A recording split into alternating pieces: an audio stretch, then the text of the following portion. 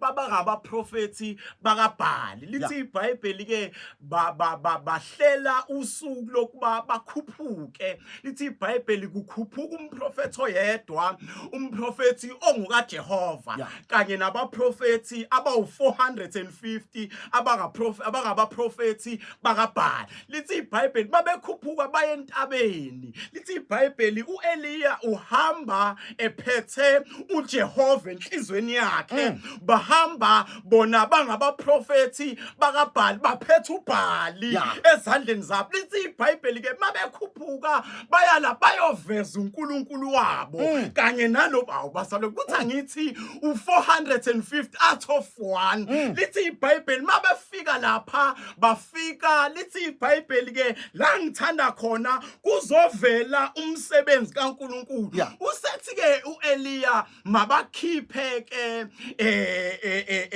uNkulunkulu wabo nami ngizoveza owabo, kodwa uNkulunkulu uzobonakala ngezenzo. Lithi iBhayibheli ke ku chapter number 18 verses number 1 uthi ke ngimthanda mesethi ke mabalethe inkuni. Hawu mabalethe inkuni balethe nenkunzi. Hawu mfoka Nkwanyane kuthi angihambe kancane. Mabalethe inkuni balethe nenkunzi, bayithathe lenkunzi mase beyibeka phezu kwalezi inkuni. Lithi iBhayibheli mase bebiza uNkulunkulu wabo. Hawu 1 out of 450 bathatha inkunzi njengokusho kwakho Eliya wathi ibekeni lenkunzi, lo uNkulunkulu wenu ke mase nibeke lenkunzi uzobonakala ngomlilo umentshisa ungekho. Awangiqale phansi kokugcina. uNkulunkulu wenu nina abantu abawu450 nizombona ngokuthi ehlisa umlilo phezu kwalezi inkuni kanye nalenkunzi. Uma kwasha lenkunzi uNkulunkulu wenu uzovela. Lithi iBhayibheli bayithatha njengokusho kwaba ibeka phezu awubazalwane phezu kwalezi inkuni bamemeza uNkulunkulu wabo wangaphendula. Lithi iBhayibheli bambemeza okwesibili wangaphendula. Kutheseko kwesithathu uthi uEliya kungazathulele kodwa ke niphakamise namazwi ngoba engazathulele. Lithi iBhayibheli bawaphakamisa kodwa labantu bawaphakamisa amazwi njengokusho kwakhe umprofethi oyedwa kaNkulunkulu. Lithi iBhayibheli kwangazathi baphakamisa kakhulu kunaseqaleni kodwa uNkulunkulu wabo uNkulunkulu onamehlo kodwa ongaboni, uNkulunkulu onezandla kodwa ongaboni, uNkulunkulu onenyawo kodwa ongakwazi ukuhamba. Lithi kungazathi uEliya weyifoldela izandla ebabuka ukuthi nina abantu abesikhashana ninabantu enithi niyabamemeza bangoNkulunkulu wenu, nibamemeza okokuqala kodwa bengezwa, nibamemeza okwesibili kodwa bengafuna umani ukuzwa, nibamemeza okwesine kodwa lithi iBhayibheli bamemeza kodwa wangaphendula.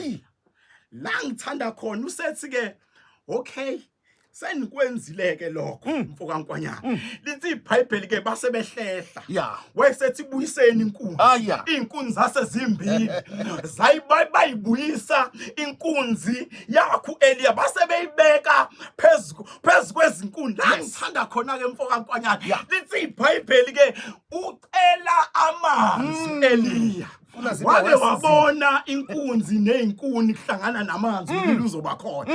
Lithi iBhayibheli ke bese beyibekile inkunzi wayesethi ke uEliya phosana amanzi.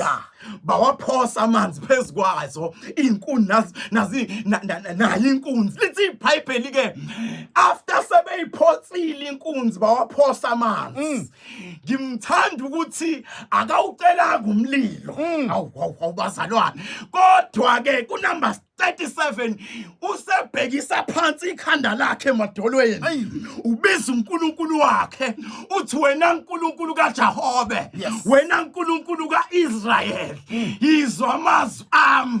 Lithi iBhayibheli ke verse number 37 ngiphendule Jehova kungazathiwa ememezela kubantu ukuthi ke nalizwe likaNkuluNkulu nanku umhlaba kaNkuluNkulu kunabantu abacabanga ukuthi kukhona uNkuluNkulu kunoNkuluNkulu okwazi ukuphendula ngomlilo kanti khona umlilo oqothulayo umlilo ovela kuNkuluNkulu ake ngimemezele ukuthi namhlanje ekseni kukhona uhlobo lukaNkuluNkulu olike lafika ebusuku inkinga yakhe imile ungazi ukuthi uzothathana uhlanganise nani kodwa uNkuluNkulu wakho ongalala ongozeli olonda uIsrael lithi iBhayibheli ulonda uIsrael akazeli akalali lithi iBhayibheli izwi lakhe alipheli lisha njalo ekseni lo uNkuluNkulu kaEliya lithi iBhayibheli ke ngiphendule Jehova wayesethi ngiphendule ukuba labantu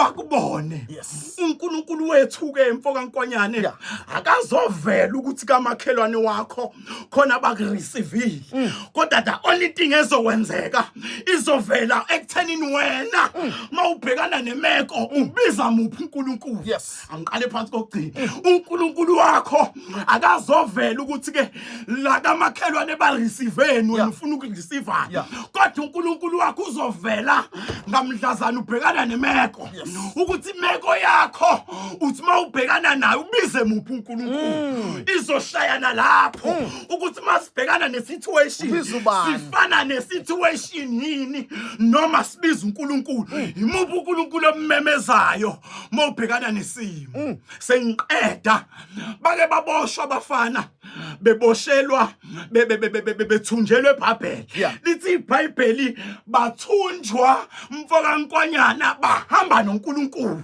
lithi iBhayibheli noma sebefikile lapha kungithanda umbuzo wodwa wabuzwa inkosi mfoka nkonyana lithi iBhayibheli ke kwangamabomi iShadrach noMeshach ukuba ningakhothami kulesi sithombe lithi iBhayibheli ke wayesethi ke uNkulunkulu wenu uzoba namandla yini wokunaphula kulesithando somlilo ngithanda iattitude abafana mfoka nkonyana sengibuyele eceleni ukuthi ke noma ngabe ke angeke asikhulule makwazeke kuwe Nkosi ukuthi ke noma ngabe asakhululanga kodwa ngeke sikhothame kuwe mawubhekana nesituation imuphi uNkulunkulu omkhulekayo ake ngimemezele ukuthi ke noma imuphi umlalelo osemakhaya osemontweni ohlele ekhaya osazovuka mawubhekana nesimo awukucabanga ukuthi imuphi uNkulunkulu omkhulekayo lo uNkulunkulu omkhulekayo